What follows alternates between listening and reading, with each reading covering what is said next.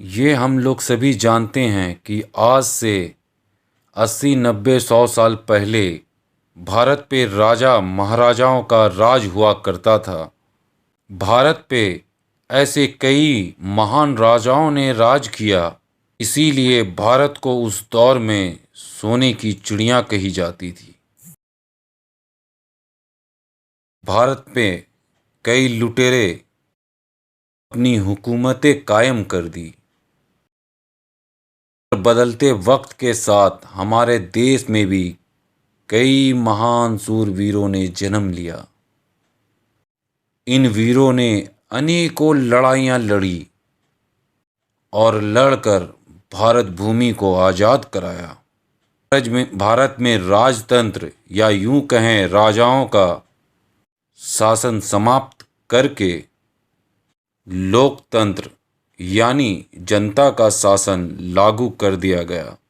के बाद इन महान राजाओं के राज्य और सिंहासन उनकी हाथों से जाते रहे। आज हम उन्हीं महान राजाओं की वंशज की बात करेंगे।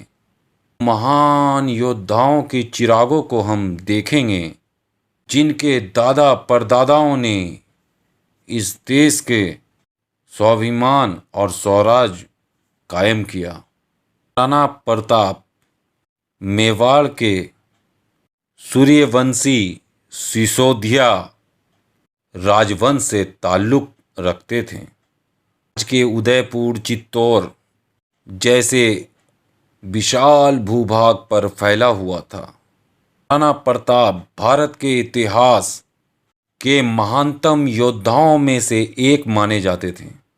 उनके स्वाभिमान और देशभक्ति के लिए जाना जाता है।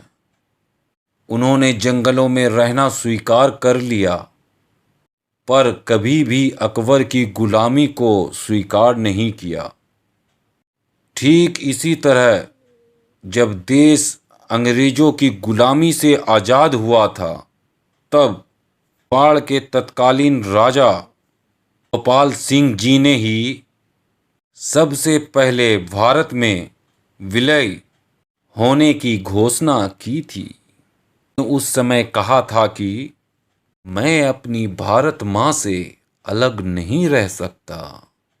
महाराणा प्रताप सिंह के वंशज आज भी मेवाड़ में ही रहते हैं। कभी महाराणा प्रताप का दरबार लगा करता था। महाराणा प्रताप के बाद 21वें राणा हैं सिंह की शुरुआती पढ़ाई कॉलेज से हुई। के बाद वह होटल मैनेजमेंट के लिए ब्रिटेन चले गए। दौरान उन्होंने अमेरिका में नौकरी भी की थी। उनकी शादी कच्छ की राजकुमारी विजया राजे के साथ हुई। आज वह कई होटलों के मालिक हैं। उनके पुत्र का नाम युवराज लक्ष्य सिंह राज है और वह भी पिता के साथ होटल व्यवसाय से ही जुड़े हुए हैं। राणा अरविंद सिंह के एक बड़े भाई महेंद्र सिंह जी हैं, जो मेवाड़ से सांसद भी रह चुके हैं। आप स्क्रीन पर उन्हीं चिरागों की तस्वीर देख रहे हैं जिनकी रगों में महाराणा प्रताप का रक्त दौड़ रहा है।